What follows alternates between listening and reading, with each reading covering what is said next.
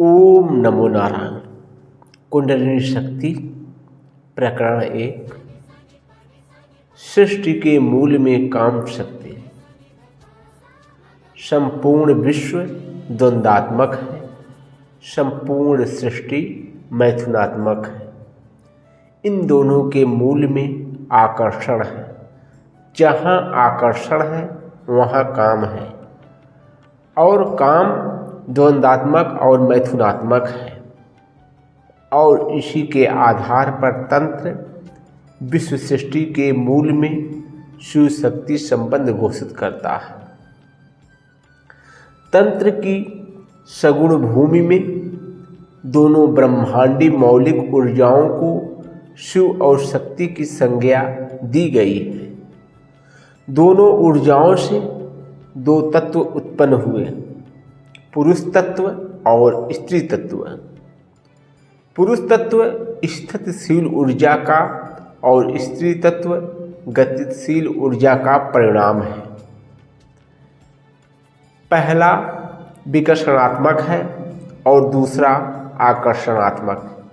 इस आकर्षण विकर्षण के द्वंद्व अथवा मैथुन से जिस शक्ति का जन्म हुआ वह शक्ति है काम शक्ति।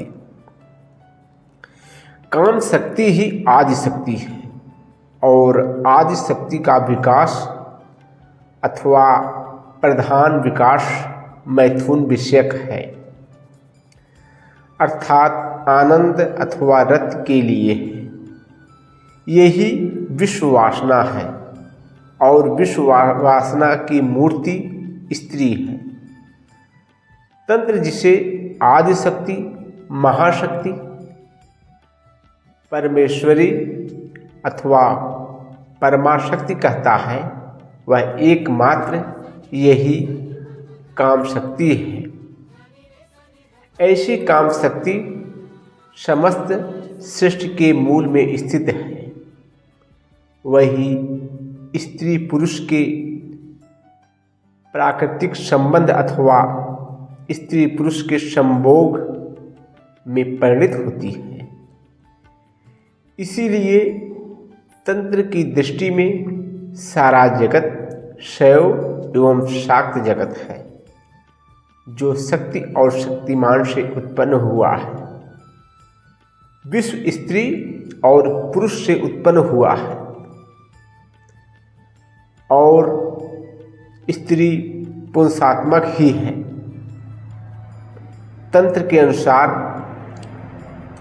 परमात्मा शिव है और परमेश्वरी यानी माया शक्ति है। पुरुष परमेश्वर है और प्रकृति परमेश्वरी है।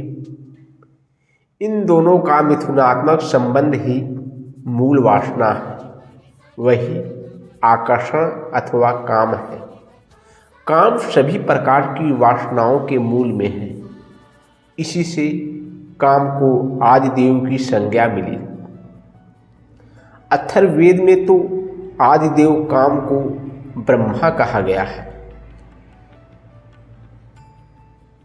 इस प्रसंग में यह भी बतला देना आवश्यक प्रतीत होता है कि किस प्रकार दोनों ऊर्जाओं द्वारा अमूर्त से मूर्त जगत का निर्माण हुआ, और किस प्रकार यह दृश्य जगत स्पर्श, रस, रूप, गंध, नाद की मनोहारी घटा से संयुक्त अणु परमाणुओं से बना हुआ है।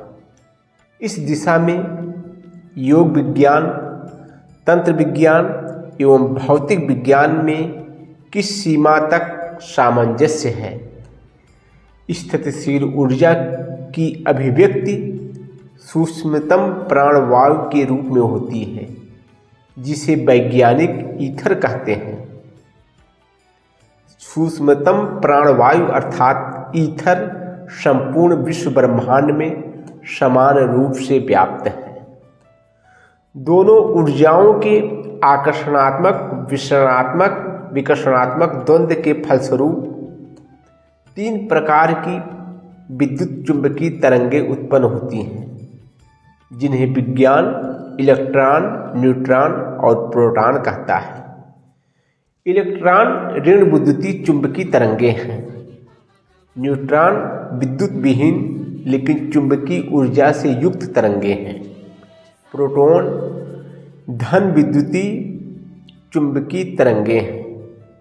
इन तीनों से अलग अलग 3 प्रकार की मौलिक शक्तियों का आविर्भाव होता है, पावर, फोर्स और एनर्जी। तंत्र की सगुणोपासना भूमि में ये तीनों शक्तियाँ ही महासरस्वती, महाकाली और महालक्ष्मी के रूप में प्रतिष्ठित हैं। आगे चलकर ये ही तीनों महाशक्तियाँ क्रम से वाक शक्ति, प्राण शक्ति और मनस शक्ति के रूप में प्रकट होती हैं।